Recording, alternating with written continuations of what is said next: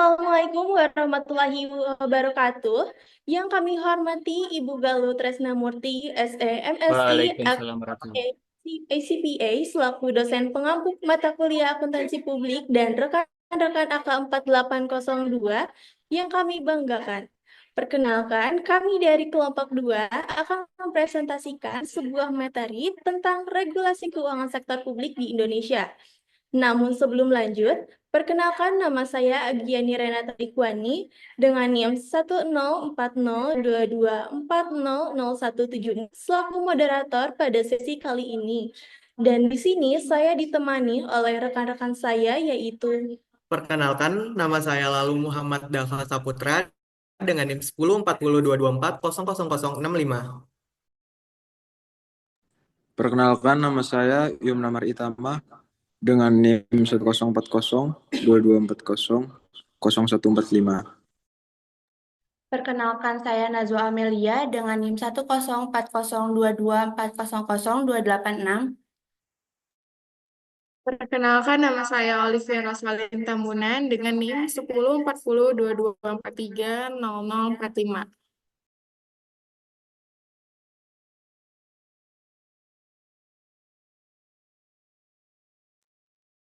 baik. Adapun topik-topik yang akan kami bahas pada sesi kali ini yaitu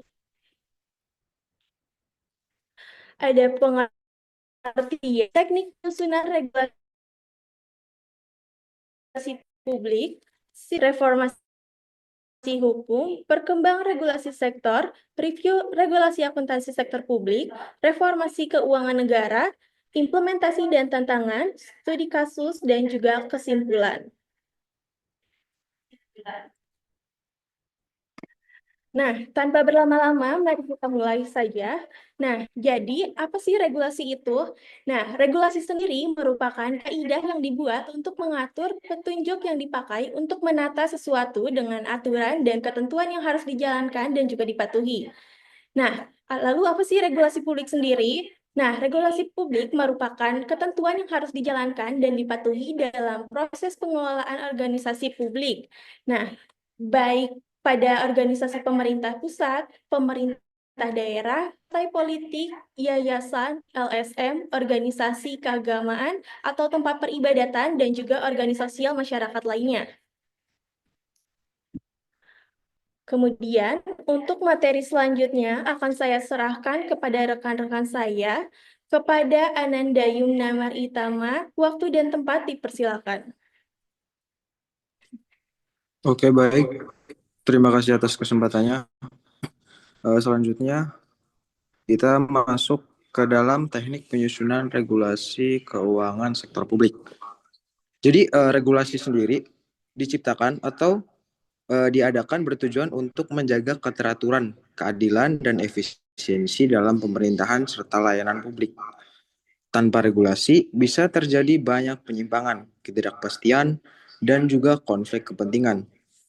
Ibaratnya, ketika pertandingan sepak bola tanpa wasit dan tanpa regulasi yang jelas, maka permainan akan kacau dan banyak yang melakukan kecurangan seperti tim-tim yang nakal. Nah, kemudian dalam regulasi sendiri hadir sebagai solusi untuk mengatasi masalah tersebut. Di dalam instrumen regulasi sendiri dapat didapatkan atau didasarkan pada hukum seperti undang-undang. Dalam undang-undang sendiri terdapat aturan strategis. Undang-undang ini berada di tingkat nasional atau tingkat daerah.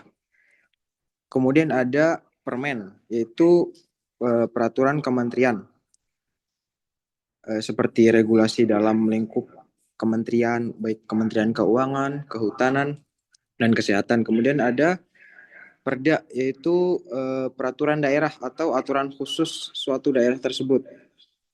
Kemudian adanya dengan surat edaran. Regulasi ini dalam penyusunannya diadakan secara musyawarah dan diskusi. Regulasi tersebut dibahas dengan berbagai pihak, seperti maksud saya yang meliputi pemerintah, dan DPR sebagai pembuat kebijakan utama. Kemudian akademisi dan pakar untuk memberikan kajian ilmiah karena dengan background akademisi atau pendidikan yang kuat, pakar atau ilmuwan tersebut dapat memberikan solusi atau saran-saran kepada pemerintah. Kemudian dalam pembuatan regulasi melibatkan masyarakat dan LSM karena regulasi tersebut nantinya digunakan untuk masyarakat, dari masyarakat untuk masyarakat. Jadi kita memerlukan saran atau andil dari masyarakat dan LSM untuk menjaga kepentingan publik. Kemudian dari sektor swasta juga diperlukan jika regulasi tersebut nantinya berdampak kepada kepentingan atau bisnis perusahaan swasta tersebut. Dalam penetapannya, regulasi sendiri meliputi berbagai tahap. Yang pertama, identifikasi masalah dan tujuan. Jadi pemerintah atau DPR melakukan kajian atau mempelajari suatu masalah untuk membuat regulasi yang dibutuhkan dalam lingkup masyarakat atau mengembangkan regulasi yang ada.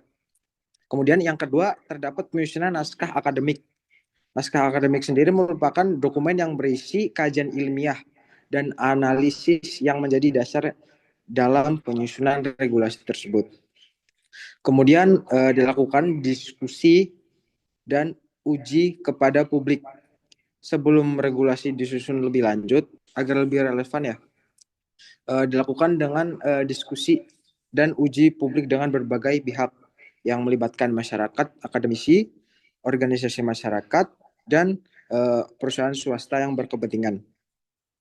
Kemudian penyusunan draft regulasi berdasarkan hasil kajian dan masukan yang telah dilakukan, baik dari uji publik pemerintah atau DPR, kemudian mulai menyusun regulasi draft ini. Draft ini memuat ketentuan hukum, kewajiban, hak, sanksi, serta mekanisme pelaksanaan dari regulasi tersebut. Kemudian dilakukan pembahasan di DPR atau DPRD atau kementerian. Jika regulasi berbentuk undang-undang, maka draft akan dibahas di DPRD atau DPR melalui beberapa tahap seperti rapat kerja, rapat dengan dengar pendapat, dan pembahasan tingkat lanjut. Kemudian jika berupa peraturan berbentuk pemerintahan atau peraturan menteri, maka pembahasan dilakukan di tingkat kementerian atau lembaga terkait. Nah, setelah semua dilakukan pengesahan dan publikasi. Karena sudah disetujui semua dari lembaga legislatif maupun eksekutif, maka regulasi secara resmi disahkan. Setelah disahkan, kemudian dilakukan sosialisasi dan edukasi terhadap pemerintah melakukan terhadap rakyat atau pelaku-pelaku usaha. Sosialisasi ini bisa dilakukan melalui banyak seperti seminar, media massa, website resmi, ataupun forum diskusi. Kemudian setelah dilakukan sosialisasi dan edukasi dan sudah diterapkan, maka nantinya akan dilakukan evaluasi dan perbaikan. Dilakukannya evaluasi untuk menilai efektif, apakah regulasi ini efektif atau enggak gitu. Nanti jika ada hal yang negatif yang perlu diperbaiki, kita akan merevisi atau memperbaikinya agar mekanisme dari regulasi ini akan berkelanjutan dan lebih efektif. Slide selanjutnya. Oke, teman-teman, sekarang kita masuk kepada siklus dalam reformasi publik ya. Siklus reformasi publik adalah proses yang mengatur bagaimana keuangan dan kebijakan publik dikelola agar transparan, akuntabel, dan bermanfaat bagi masyarakat. Dalam siklusnya ada beberapa tahapannya. Yang pertama ada perencanaan publik. Di dalam perencanaan publik, di situ ditentukan tujuan dan strategi untuk mencapai kesejahteraan masyarakat bersama dengan memanfaatkan sumber daya yang ada agar efisien dan efektif. Kemudian selanjutnya ada penganggaran publik. Dalam penyusunan anggaran ini dilakukan secara detail penerimaan dan pengeluaran keuangan untuk memastikan anggaran bisa dipertanggungjawabkan kepada masyarakat luas. Kan ini kita gunain duit negara. Kemudian realisasi anggaran publik. Di sini mencakup 3 kegiatan utama. Yang pertama ada pencairan anggaran, yaitu pengeluaran dana. Bisa mengajukan seperti proposal gitu ke pemerintah, nanti kita ngapain aja gitu. Kemudian ada setelah di ACC oleh pemerintah, ada realisasi pendapatan atau menerima pemasukan sesuai rencana, dana cair itu. Kemudian pelaksanaan program. Setelah ada dana dan karena udah di ACC pemerintah, kita sebagai pembuat regulasi membuat atau melaksanakan program tersebut menggunakan dana yang sesuai dengan tujuan. Kemudian selanjutnya ada pengadaan barang dan jasa publik. Untuk mendorong atau menyediakan kinerja yang maksimal, kita perlu barang dan jasa. Kemudian proses penyediaan barang dan ini, maka dari itu barang dan jasa bagi masyarakat harus sesuai dengan kebutuhan. Namun kadang oknum yang tidak bertanggung jawab malah meminta barang-barang yang tidak perlu atau bahkan mungkin merugikan ya. Kemudian melakukan pelaporan keuangan publik. Nah, di sini peran kita sebagai akuntan sangat diperlukan untuk menyajikan atau mencapai kinerja program, pendapatan serta penganggaran anggaran. Diharapkan sesuai dan akuntabel, diharuskan malah. Kemudian audit sektor publik untuk memastikan atau agar clear semua, akuntabel gitu, transparan, maka dilakukan audit proses pemeriksaan sistematis untuk memastikan laporan keuangan agar akurat sesuai dengan regulasi yang ada. Kemudian pertanggungjawaban publik. Laporan resmi dari pemimpin organisasi kepada pihak yang memberi mandat.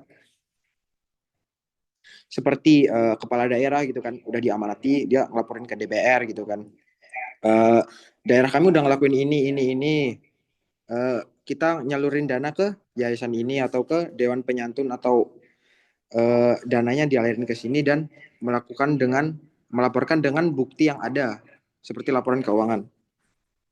Kemudian jadi siklus ini memastikan bahwa perencanaan penggunaan dan pelaporan anggaran publik dilakukan secara dengan baik sehingga dapat meningkatkan kesejahteraan masyarakat dan mencegah korupsi. Selanjutnya.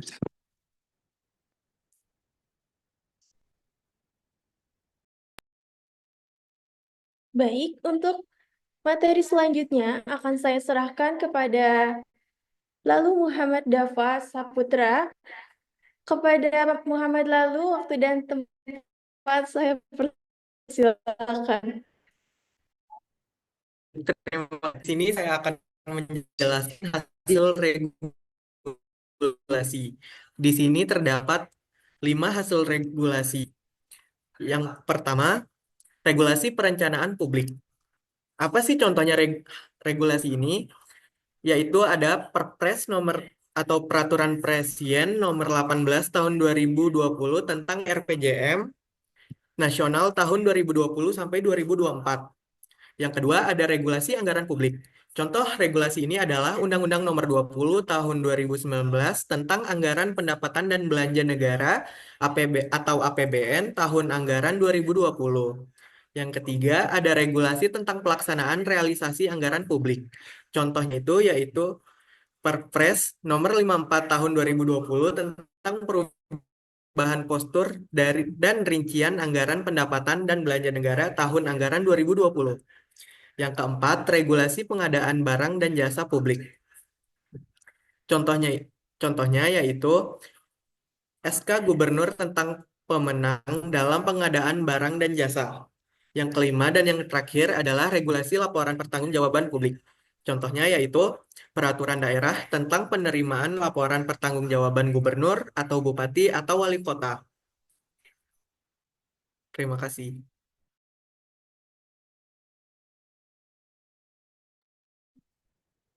Baik, untuk selanjutnya ada pembahasan mengenai reformasi hukum yang akan dijelaskan oleh keempat rekan saya.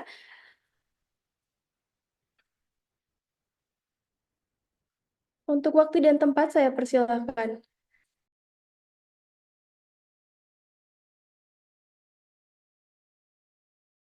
Baik, terima kasih atas kesempatannya.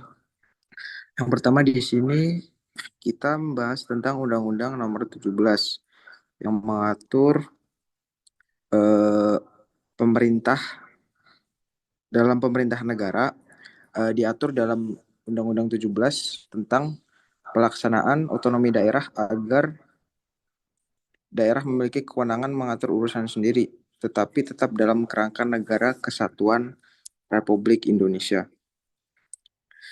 Dalam Undang-Undang 17 meliputi yang pertama asas umum pengelolaan keuangan negara. Jadi di dalamnya pengelolaan keuangan negara harus berlandaskan transparansi, akuntabilitas, efisiensi, disiplin anggaran, dan keadilan dalam alokasi sumber daya. Kemudian meliputi penyusunan dan penetapan APBN dan APBD. Anggaran disusun berdasarkan rencana kerja pemerintah atau RKP, dibahas oleh DPR atau DPRD. Kemudian ditetapkan dalam undang-undang maupun peraturan daerah. Komponennya meliputi pendapatan, belanja, dan pembiayaan. Kemudian meliputi juga hubungan keuangan antara pemerintah dan pihak lain, melibatkan hubungan keuangan dengan bank sentral, pemerintah daerah, lembaga asing, BUMN atau BUMD, swasta, dan badan pengelola dana publik baik dalam bentuk dana transfer, investasi pinjaman, maupun kerjasama pembangunan. Kemudian meliputi juga pelaksanaan APBN dan APBD, dilaksanakan oleh pemerintah sesuai anggaran yang telah ditetapkan dengan pengawasan dari Kemenku atau Kementerian Keuangan, pemerintahan daerah, dan lembaga pengawas seperti BPK. Pertanggungjawaban pengelolaan keuangan negara. Ini juga masuk laporan wajib disusun dan diaudit oleh K. Penyimpangan dan pengelolaan anggaran dapat atau hukum dan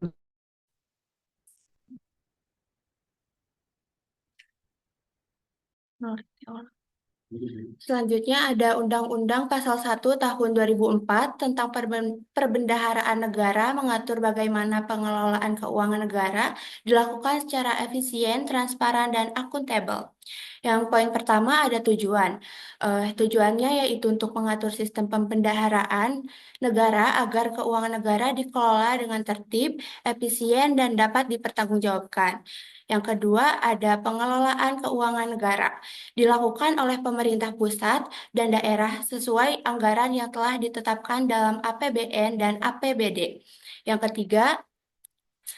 ketiga ada penerimaan dan pengeluaran negara. Semua penerimaan negara harus masuk ke kas negara. Pengeluaran negara harus berdasarkan anggaran yang telah disahkan. Yang keempat ada pengelolaan aset negara. Negara wajib mencatat, mengelola, dan mempertanggungjawabkan aset yang dimiliki. Yang kelima ada pengawasan dan sanksi.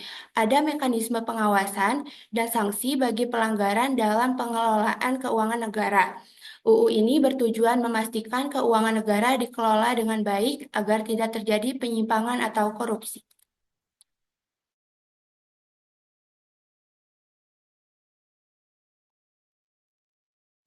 Oke, berikutnya ada Undang-Undang Nomor 15 Tahun 2024, yaitu pemeriksaan pengelolaan dan tanggung jawab keuangan negara.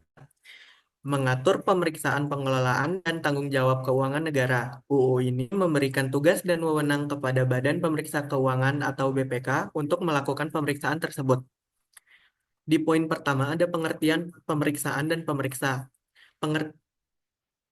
Pemeriksaan adalah proses evaluasi pengelolaan keuangan negara yang dilakukan oleh pemeriksa misalnya BPK, untuk memastikan kesesuaian dengan aturan yang ada. Di poin kedua, ada lingkup pemeriksaan. Lingkup pemeriksaan itu mencakup pemeriksaan laporan keuangan, kepatuhan, dan efektivitas penggunaan anggaran negara. Selanjutnya, poin ketiga ada standar pemeriksaan. Standar pemeriksaan itu pedoman yang digunakan pemeriksa, seperti prinsip independensi dan objektivitas, untuk memastikan hasil yang sah dan terpercaya.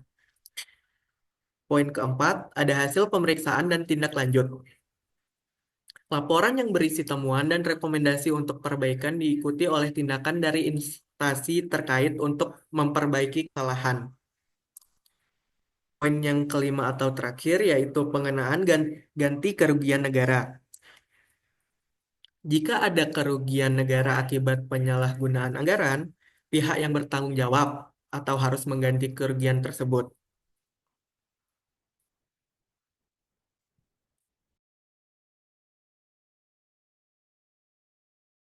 Baik, terima kasih.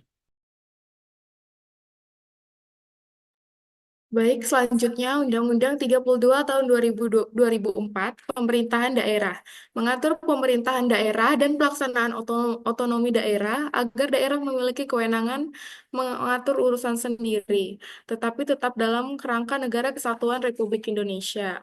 Adapun yang pertama poinnya yaitu tujuan. Tujuannya yaitu untuk meningkatkan kesejahteraan masyarakat, pelayanan publik, dan daya saing daerah. Kemudian ada struktur pemerintahan daerah yang terdiri dari pemerintahan provinsi, kabupaten, dan kota yang dipimpin oleh kepala daerah, gubernur, bupati, wali kota.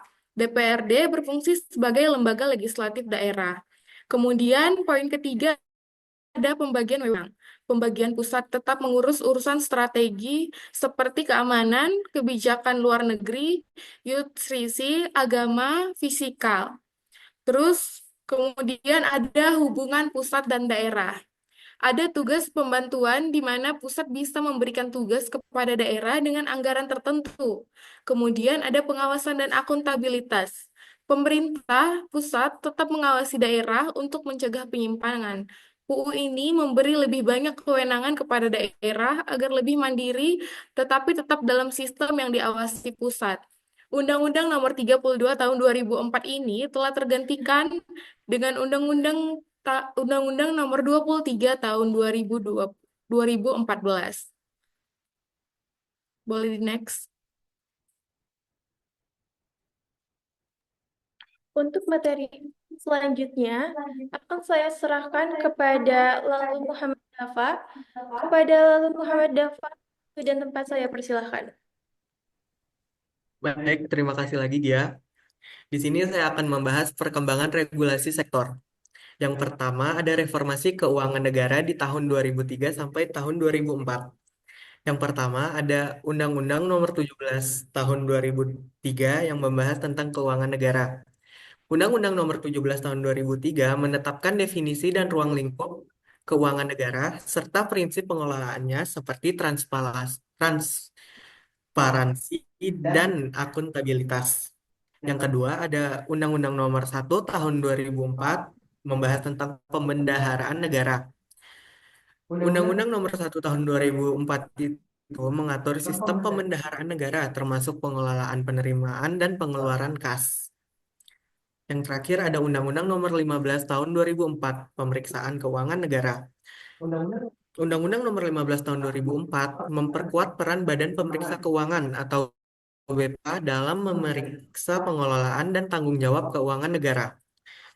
Berikutnya nomor 2 ada modernisasi pengelolaan anggaran tahun 2005 sampai tahun 2010. Di poin pertama ada anggaran berbasis kinerja, performance based budgeting. Itu mengaitkan alokasi anggaran dengan pencapaian kinerja tertentu untuk meningkatkan efektivitas belanja negara.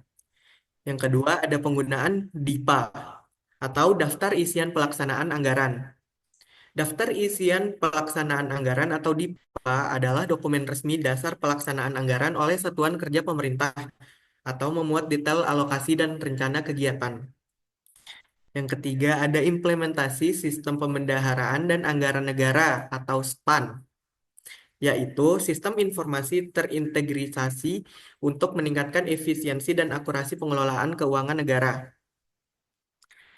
Yang poin keempat, ada penerapan standar akuntansi pemerintah atau SAP berbasis akrual, yaitu pengakuan pendapatan dan beban pada saat terjadinya transaksi untuk gambaran keuangan yang lebih akurat. Boleh di next.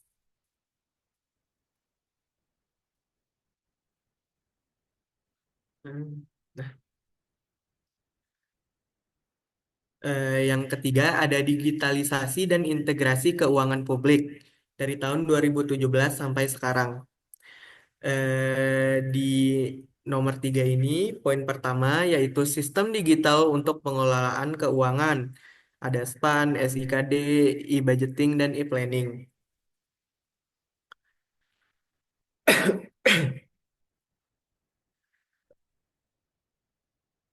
Yang poin kedua ada reformasi dana transfer ke daerah dan dana desa.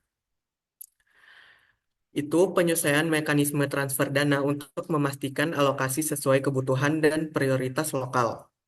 Yang poin nomor 3 ada penerapan sistem akuntansi berbasis akrual, PP nomor 71 tahun 2010, yaitu penerapan akuntansi berbasis akrual di seluruh entitas pemerintah ya, untuk meningkatkan akurasi laporan keuangan. Yang terakhir ada peningkatan regulasi anti korupsi dan sistem pengendalian intern pemerintah, contohnya SPIP atau WBS, yaitu penguatan regulasi anti korupsi melalui pengembangan SPIP dan mekanisme eh, WBS. Itu. Terima kasih. Sekian, kembali ke Gia. Baik, untuk selanjutnya akan saya serahkan kepada rekan saya, yaitu Olivia Rosalin Tambunan. Kepada Ananda Olive, waktu dan tempat saya persilakan. Baik, review regulasi akuntansi sektor publik. Mengacu pada checks and balance berdasarkan pemisahan kekuasaan, separation of power, maka judicial review hak uji materi merupakan kewenangan lembaga untuk menguji kesalihan dan daya laku produk-produk hukum yang dihasilkan oleh eksekutif, legislatif, maupun yudikatif di hadapan konstitusi yang berlaku. Nah, ada beberapa penerapan checks dan balance dalam regulasi akuntansi sektor publik. Nah, adapun peran legislatif seperti DPR atau DPD, yaitu menyusun dan mengesahkan regulasi akuntansi sektor publik melalui undang-undang seperti Undang-Undang Keuangan Negara dan Undang-Undang Pembendaraan Negara. Terus ada peran eksekutif, yaitu pemerintah atau pelaksana anggaran, yang di mana menjalankan kebijakan anggaran dan penyusun laporan keuangan berdasarkan SAP, yaitu Standar Akuntansi Pemerintahan. Kemudian yang ketiga ada peran yudikatif, atau Lembaga Peradilan dan Badan Pemeriksa Keuangan atau BPK, yaitu melakukan judicial review terhadap regulasi atau kebijakan keuangan negara yang bertentangan dengan konstitusi atau hukum yang lebih tinggi. Boleh di next.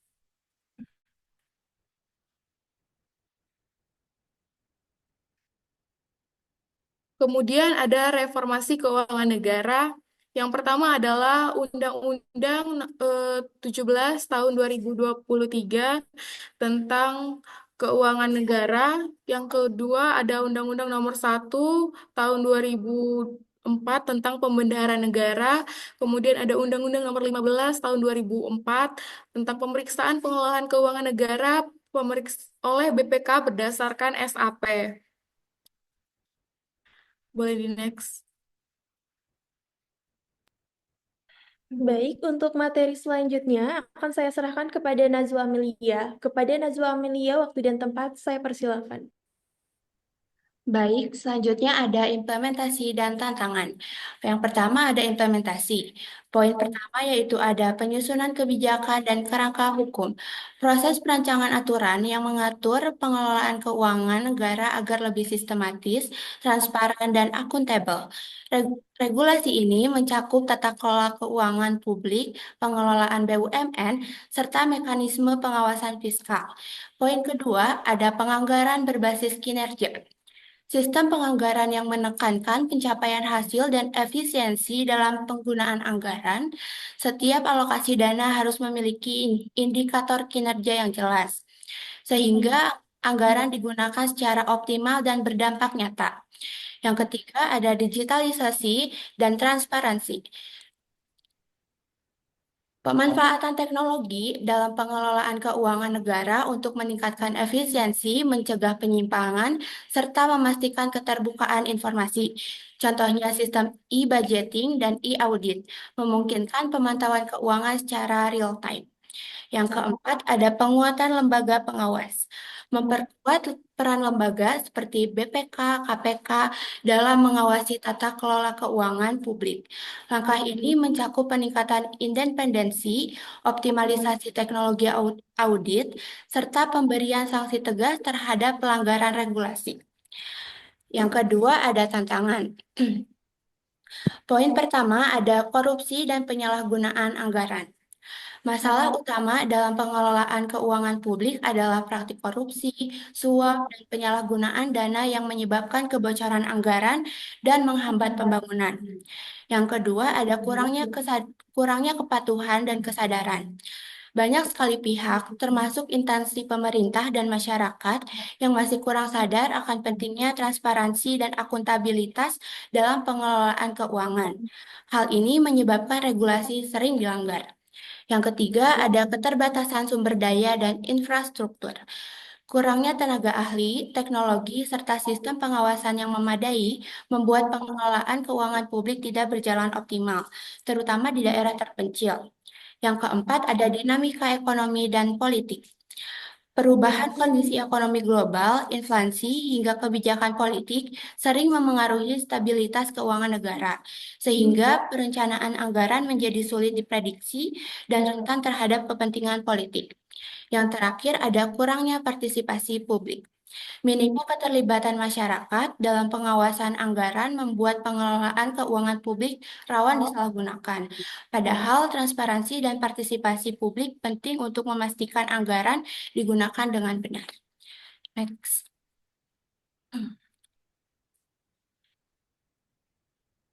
Selanjutnya ada contoh studi kasus.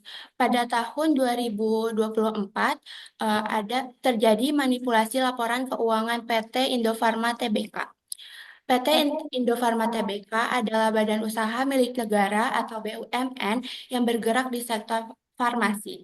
Pada Mei 2024, Badan Pemeriksa Keuangan atau BPK mengungkap adanya penyimpangan dalam pengelolaan keuangan perusahaan dan anak perusahaannya yang menyebabkan kerugian negara sebesar 371,83 miliar. Kasus ini menunjukkan bahwa regulasi keuangan publik harus ditegakkan dengan baik untuk mencegah penyimpangan dan kerugian negara. Penting bagi BUMN untuk menerapkan tata kelola yang transparan, akuntabel, dan sesuai regulasi agar bisa menjalankan fungsinya dengan baik tanpa merugikan masyarakat.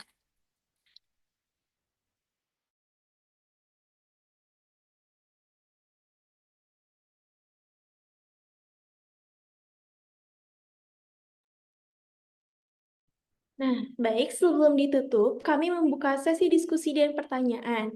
Nah, bagi yang ingin bertanya, dipersilakan untuk raise hand pada kolom di bawah terlebih dahulu. Namun, di sini kami membuka pertanyaan untuk kelompok yang wajib untuk bertanya terlebih dahulu.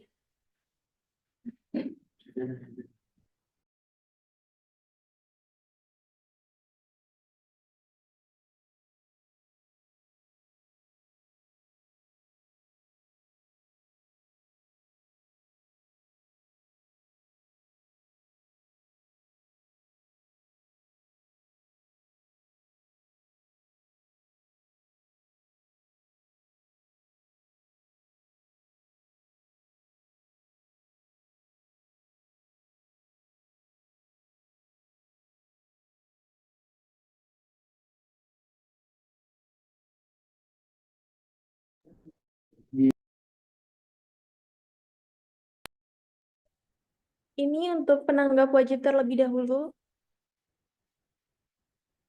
Selain penanggap wajib, mohon untuk dihilangkan. Oke. Baik, langsung saja kepada Ananda Syandana untuk bertanya. Baik, terima kasih Gia atas kesempatannya. Sebelumnya, saya Syandana Lalita Wirawan sebagai penanya wajib dari kelompok 4 izin bertanya. Jadi pada step 18 itu terdapat kasus terkait laporan keuangan PT Informa Tbk. Nah, itu adanya menunjukkan celah dalam pengawasan keuangan. Menurut kalian, apa yang bisa diperbarui dari sistem yang ada dan seberapa efektif regulasi keuangan sektor publik dalam mencegah korupsi di Indonesia? Terima kasih.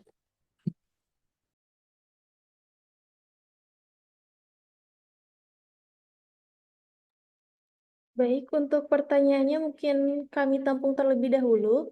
Untuk selanjutnya kepada Nanda Catherine, boleh untuk dibuka mic-nya. Baik, terima kasih atas perhatiannya. Saya Catherine Margaret Sidaputar dari kelompok penanya wajib. Saya ingin bertanya bagaimana kita bisa memastikan bahwa reformasi keuangan negara tidak hanya menjadi kebijakan di atas kertas, tapi benar-benar diterapkan dengan baik. Terima kasih.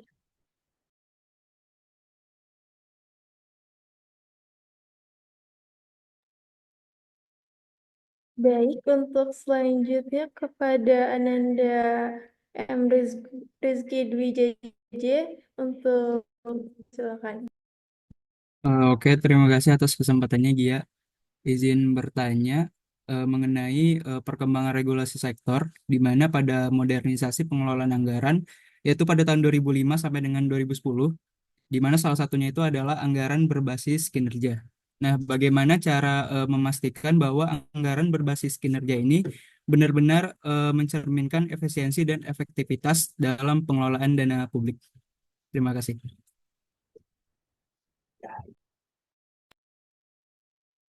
Baik, akan kami tampung terlebih dahulu juga. Untuk selanjutnya kepada Ananda Salma Fadila untuk dibuka mic-nya. Baik, untuk pertanyaannya, bagaimana peran masyarakat dalam mengawasi pengelolaan keuangan negara agar lebih transparan dan akuntabel? Terima kasih.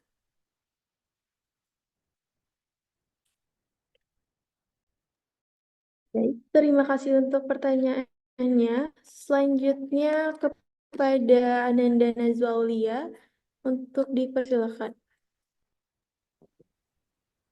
Baik, terima kasih atas kesempatannya. Perkenalkan, nama saya Nazwa Aulia Hoirunisa, izin bertanya, apakah otonomi daerah itu justru mempersulit atau malah memperbaiki transparansi dalam pengelolaan keuangan publik? Terima kasih. Baik, terima kasih atas pertanyaannya. Mungkin di sini kami akan mendiskusikan ternyata lebih dahulu bersama teman-teman kelompok kami.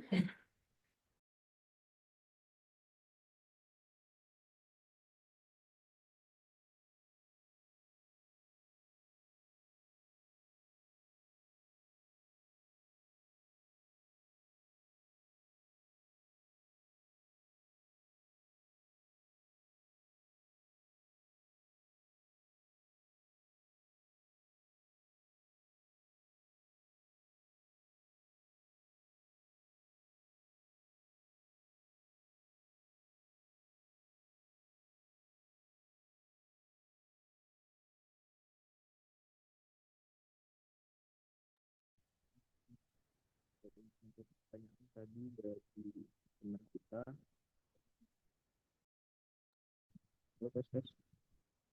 ada.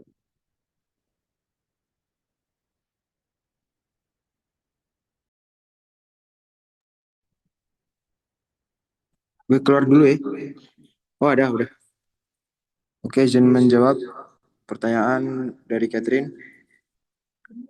Jadi tadi ditanya bagaimana kita bisa memastikan bahwa kurang lebih reformasi keuangan negara tidak hanya menjadi kebijakan di atas kertas, tetapi benar-benar diterapkan dengan baik. Izin menjawab.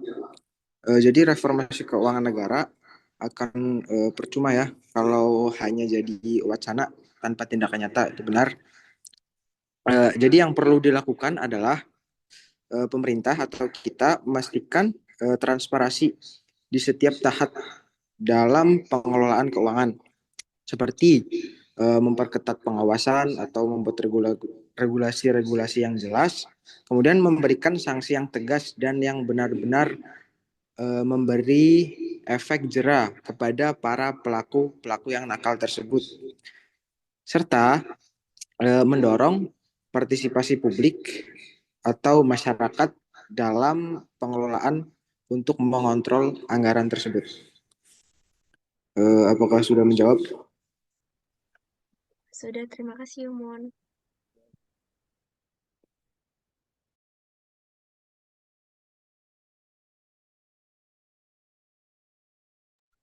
Oke, baik. Di sini saya ingin menjawab pertanyaan dari Syandana mengenai manipulasi laporan keuangan PT Indofarma Tbk. Nah, kasus Indofarma Tbk ini membuktikan bahwa pengawasan keuangan BUMN masih mempunyai celah yang besar. Nah, menurut kami harus ada transparansi lebih ketat, kemudian audit independen yang benar-benar berfungsi dan sistem pengawasan yang real time yang bisa mendeteksi penyimpangan lebih awal. Regulasi keuangan di Indonesia sebenarnya sudah cukup lengkap, tapi masalahnya ada di implementasi dan penegakan hukum yang masih lemah.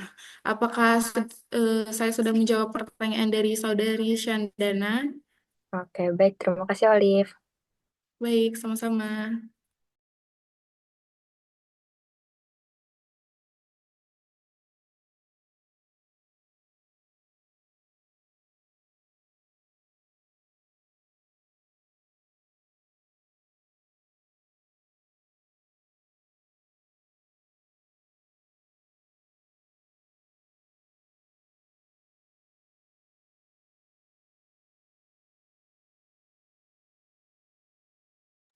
Baik, izin menjawab pertanyaan dari Najwa Aulia.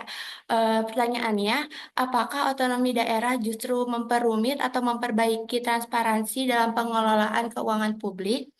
Jadi, otonomi daerah dan transparansi otonomi daerah bisa jadi pedang bermata dua. Di satu sisi, daerah bisa lebih fleksibel dalam mengatur anggarannya sendiri, tapi di sisi lain, tanpa pengawasan yang kuat dari pusat, peluang terjadinya korupsi semakin besar. Solusinya harus ada keseimbangan antara kebebasan daerah dan kontrol pusat yang efektif. Apakah sudah menjawab, Nazwa? Sudah, terima kasih.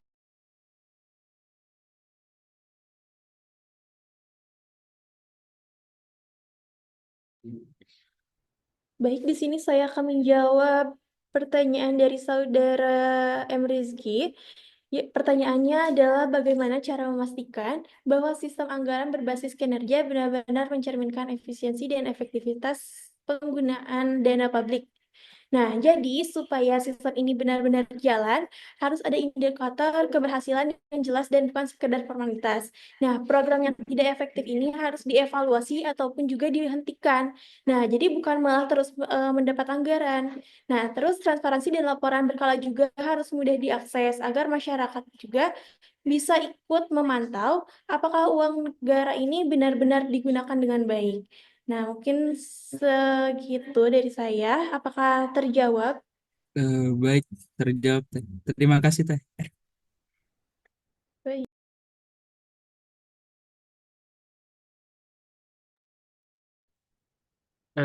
Oke, tadi Salma bertanya bagaimana peran masyarakat dalam mengawasi pengelolaan keuangan negara agar lebih transparan dan akuntabel ya. Caranya itu masyarakat bisa ikut mengawasi keuangan negara dengan memanfaatkan keterbukaan informasi publik, ikut serta dalam musyawarah anggaran, apa ya, dan melaporkan dugaan penyimpangan ke lembaga terkait. Semakin banyak orang yang peduli dan kritis, semakin kecil juga peluang penyalahgunaan anggaran tersebut. Mungkin itu bisa membantu menjawab. Gimana, Salma? Baik, terima kasih. Terima kasih kembali, Salma. Baik, di sini kami akan membuka pertanyaan untuk penanggap umum. Silakan untuk raise hand bagi yang ingin bertanya ataupun menambahkan diskusi kali ini.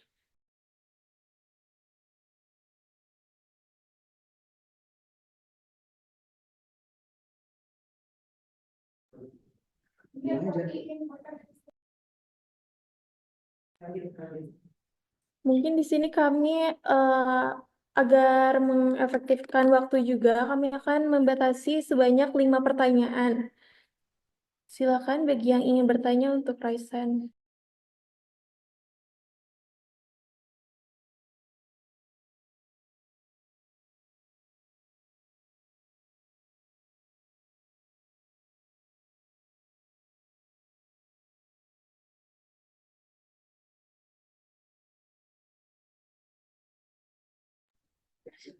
Baik, langsung saja kepada Ananda Natasha untuk memberikan tanggapan maupun juga pertanyaan. Terima kasih. Sebelumnya, terima kasih atas kesempatan yang telah diberikan. Perkenalkan, saya Natasha Al-Zahira dengan NIM 104022400193. Saya ingin bertanya mengenai presentasi tadi. Dalam presentasi disebutkan kurangnya kepatuhan dan kesadaran sebagai tantangan implementasi regulasi. Bagaimana strategi yang efektif untuk meningkatkan kepatuhan dan kesadaran aparat pemerintah dan masyarakat terhadap regulasi keuangan sektor publik? Sekian pertanyaan dari saya. Terima kasih.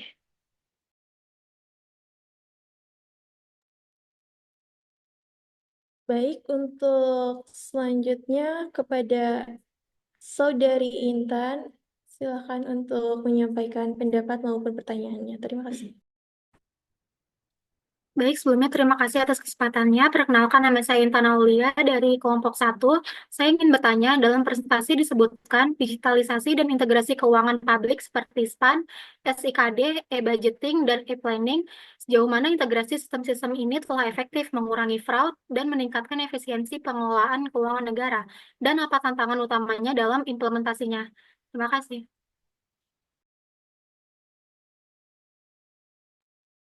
Oke, baik, atas pertanyaannya. Mungkin kami akan tampung terlebih dahulu selanjutnya kepada Ananda Nimade Amelia untuk menyampaikan pertanyaan maupun juga pendapatnya. Baik, terima kasih atas kesempatannya. Perkenalkan, nama saya Nimade Amelia Kumala Putri dengan NIM 104022400147 dari kelompok 1. Tadi pada presentasinya itu sempat menyinggung mengenai regulasi keuangan sektor publik. Nah, di sini saya ingin bertanya, bagaimana sih regulasi keuangan sektor publik di Indonesia memastikan bahwa dana transfer ke daerah digunakan secara efektif dan efisien untuk meningkatkan kesejahteraan masyarakat dan bukan untuk kepentingan politik ataupun pribadi? Terima kasih. Baik, terima kasih atas pertanyaannya. Selanjutnya kepada Nanda Irena untuk menyampaikan pendapat maupun juga pertanyaannya. Terima kasih. Baik, terima kasih sebelumnya atas kesempatannya. Perkenalkan, nama saya Irena Kusumastuti dengan NIM 104022400221 dari kelompok 7. Izin bertanya, bagaimana regulasi keuangan sektor publik di Indonesia dalam memastikan bahwa alokasi anggaran untuk pendidikan dan kesehatan benar-benar efektif dan efisien dalam meningkatkan kualitas sumber daya manusia dan juga kesejahteraan masyarakat?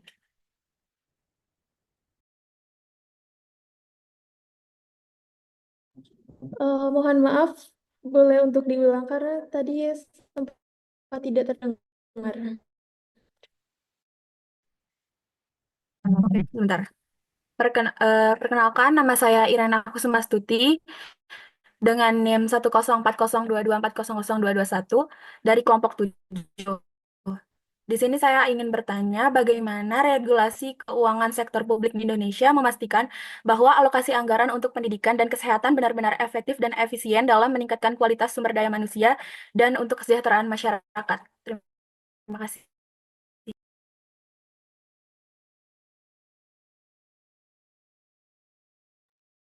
Baik, terima kasih.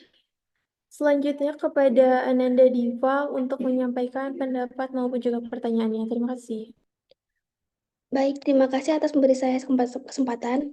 Diperkenalkan nama saya Diva Aprilia Murdani Hasibuan dengan NIM 1040224001003. Pertanyaan saya adalah, bagaimana regulasi keuangan sektor publik di Indonesia mendukung pengembangan UMKM dan ekonomi kreatif yang merupakan sektor penting dalam menciptakan lapangan kerja dan meningkatkan kesejahteraan masyarakat? Terima kasih.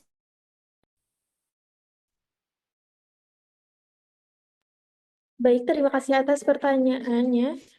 Di sini kami akan berdiskusi terlebih dahulu. Terima kasih.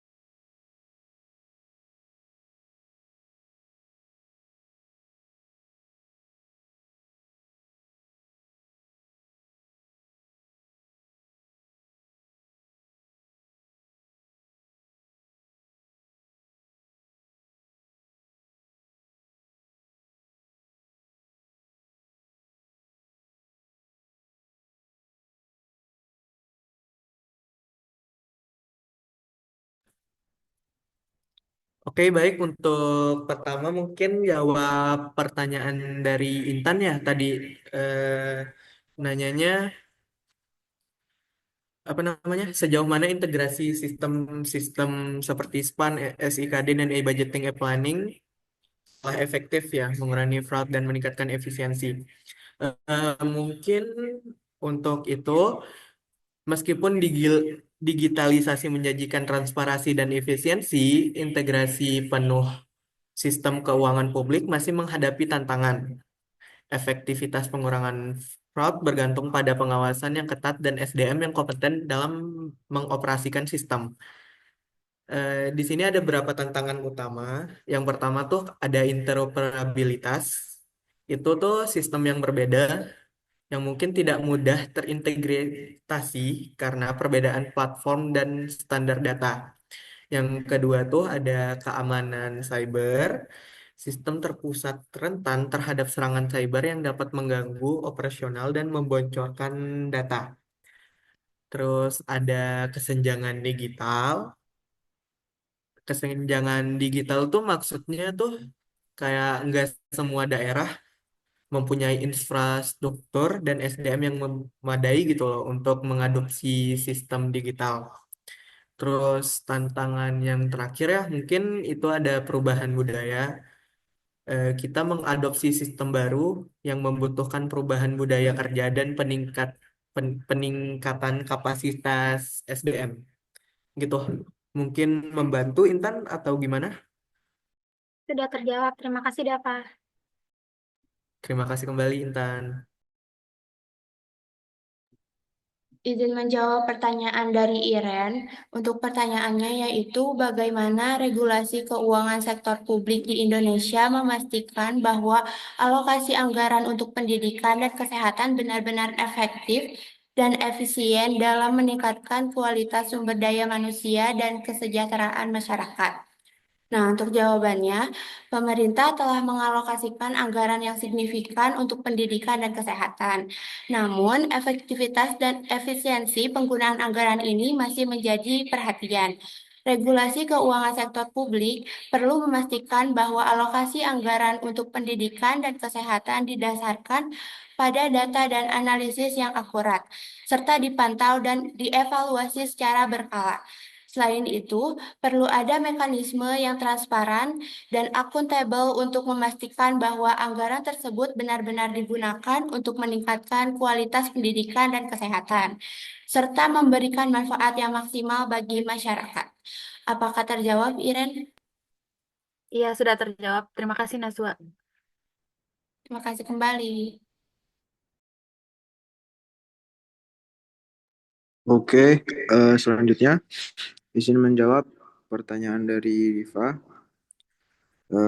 Tadi pertanyaannya, bagaimana regulasi keuangan sektor publik di Indonesia mendukung pengembangan UMKM dan apa tadi ekonomi kreatif yang merupakan sektor penting dalam menciptakan lapangan kerja dan meningkatkan kesejahteraan masyarakat.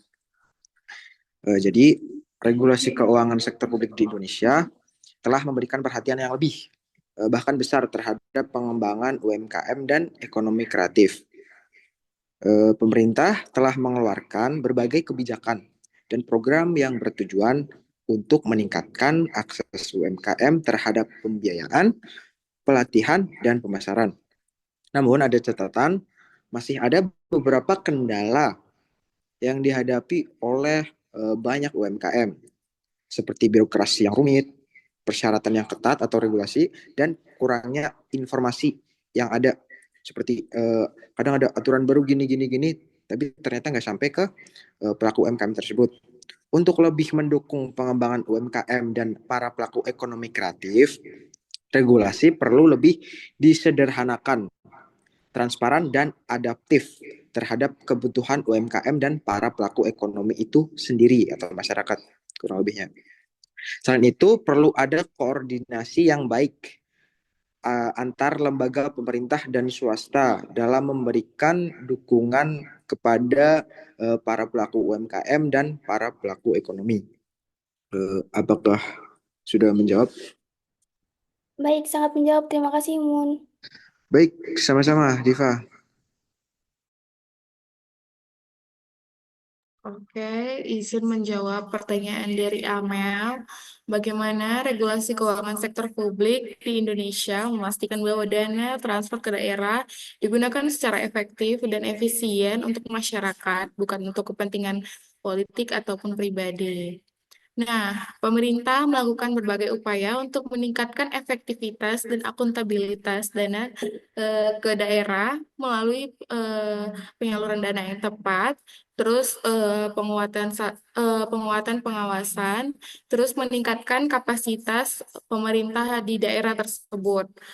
Tetapi masih ada praktik penyalahgunaan dana yang terjadi di beberapa daerah. Nah, untuk mengatasi masalah ini, diperlukan penguatan sistem pengawasan internal maupun eksternal. Kemudian, meningkatkan transparansi dalam pengelolaan dana transfer, peningkatan partisipasi masyarakat dalam perencanaan dan pengawasan pembangunan di daerah. Kemudian, pemberian sanksi yang tegas bagi pemerintah yang terbukti melakukan penyalahgunaan dana tersebut. Apakah saya sudah menjawab pertanyaan dari saudari Amel? Sudah, Olive. Terima kasih. Sama-sama.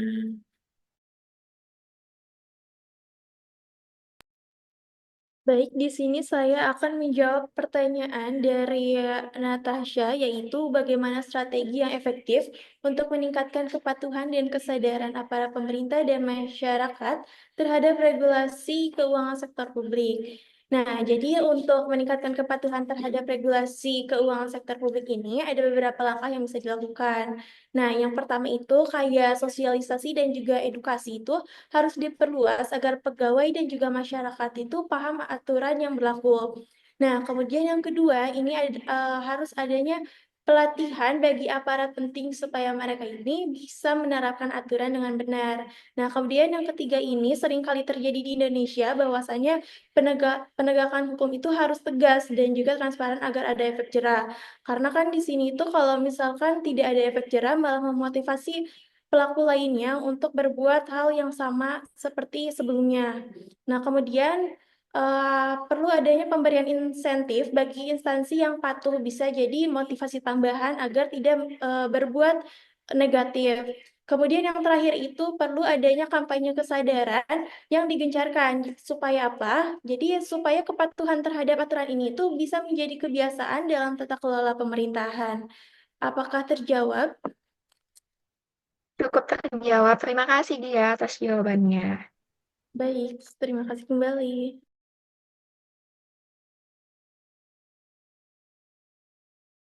Nah, baik, mungkin sekian untuk sesi diskusi dan pertanyaannya. Di sini saya akan menyampaikan kesimpulan dari presentasi kali ini. Jadi, regulasi keuangan sektor publik di Indonesia ini harus terus berkembang untuk meningkatkan transparansi dan juga akuntabilitas. Mengapa? Karena berbagai sistem digital telah diterapkan untuk memperkuat pengawasan. Namun, masih ada tantangan seperti korupsi, kepatuhan terhadap regulasi, yang kedepannya penguatan transparansi, digitalisasi, dan pengawasan ini perlu terus dilakukan agar keuangan negara ini dapat dikelola dengan baik.